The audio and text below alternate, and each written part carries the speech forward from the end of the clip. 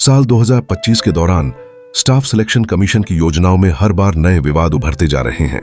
हाल में आयोजित स्टेनोग्राफर परीक्षा में भी छात्रों को परीक्षा केंद्र में प्रवेश नहीं करने दिया गया, जिससे विद्यार्थियों में आक्रोश फैल गया।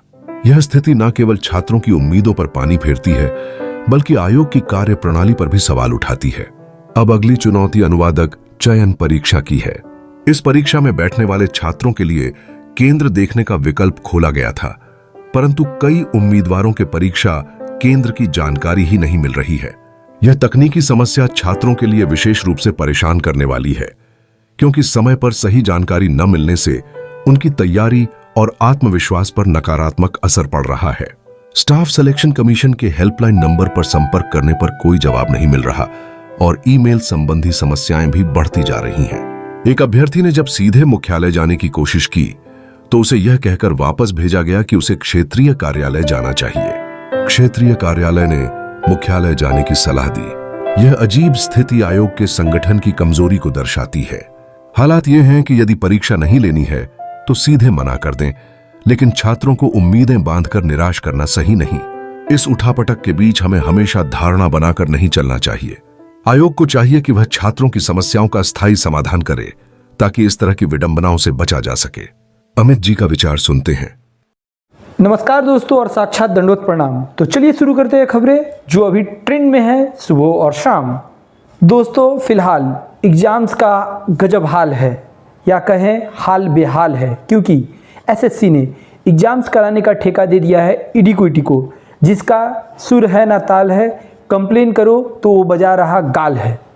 दोस्तों बेरोजगार और गरीब स्टूडेंट्स के पैसे से रोड बनवाने वालों से मैं पूछना चाहूँगा कि दूर दराज शहर से दूर दराज वीरान सुनसान जगह पर जब परीक्षा भवन स्थापित कर दिया जा रहा है तो वहाँ तक रोड क्यों नहीं है? क्यों शहर से दूर दराज ऐसे वीरान सुनसान जगह पर परीक्षा भवन स्थापित कर दिया जा रहा है जहाँ तक जाने के लिए रोड ही नहीं है? चारों तरफ खेत है और बीच में परीक्षा भवन है, ऐसा भी देखने को मिल रहा है। वैसे हम इस बात पर गर्व कर सकते हैं क्योंकि हमारा भारत कृषि प्रधान देश है।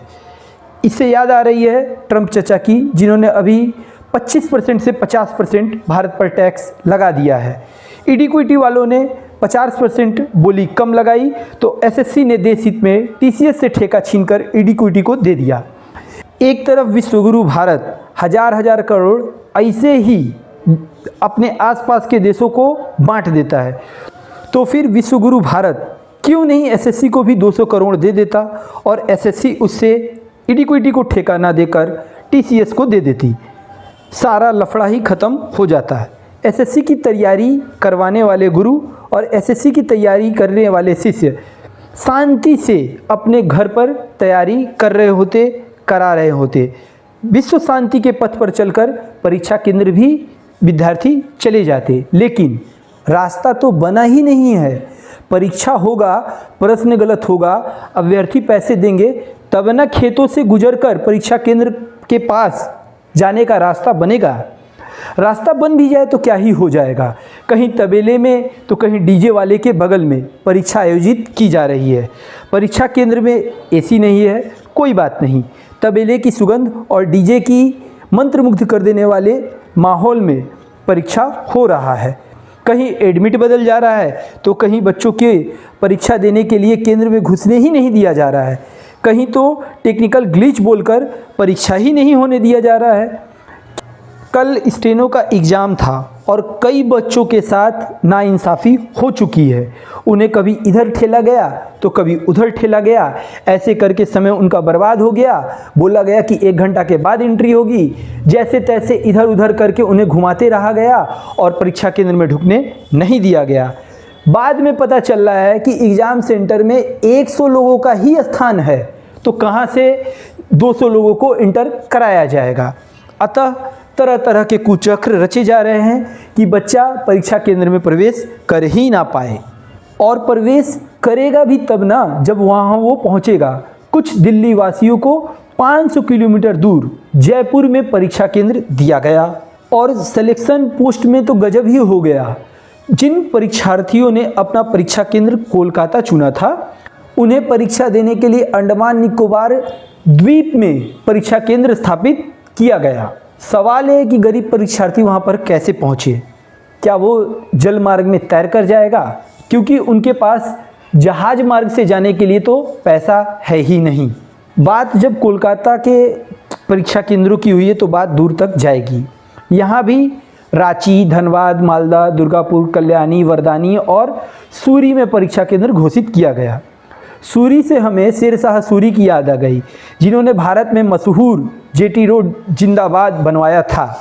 और आज पढ़ने लिखने वाले छात्रों को भी सूरी का खिताब दिया जा सकता है, क्योंकि इनके पैसे से भी तो आधुनिक भारत में रास्ते बन रहे हैं, पथ बन रहे हैं।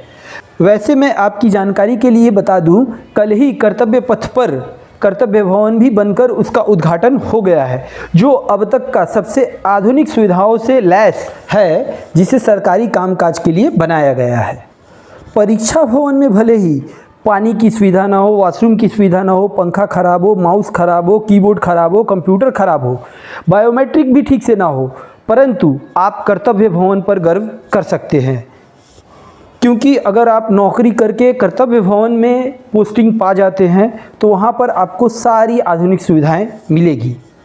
हालांकि एसएससी के चेयरमैन द्वारा ये दिलासा दिया गया था कि आने वाले कुछ दिनों में स्टेनो और सीजीएल के एग्ज़ाम्स में इस तरीके की समस्याएं नहीं देखने को मिलेगी। 80 से 90% प्रॉब्लम्स सॉल्व कर लिए जाएंगे, परंतु यह बातें पूरी तरीके से कविकल्पित रही। इसका धरातल पर कोई भी वास्तविकता देखने को नहीं मिला। कल स्टेनो का एग्ज़ाम था, 7 बजे से 9 बजे तक परीक्षा रात को होने वाली थी। 8 बज गए, परीक्षा शुरू नहीं हुआ। इसके बाद यह मायने नहीं रखता है कि परीक्षा कितने बजे शुरू हुई और कितने बजे ख़त्म हो गई।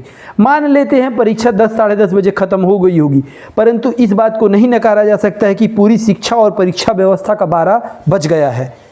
आशा करते हैं कि एसएससी के चेयरमैन इन गलतियों को सुधार ले और आने वाले एग्जाम्स में जो अभी एसएससी सीजीएल होने वाला है वहाँ पर इस तरह की कुछ गड़बड़ी देखने को ना मिले। इसी के साथ दोस्तों हम अपनी चर्चा को यहीं पे देते विराम। दीजिए इजाज़त। जय हिंद, जय भारत।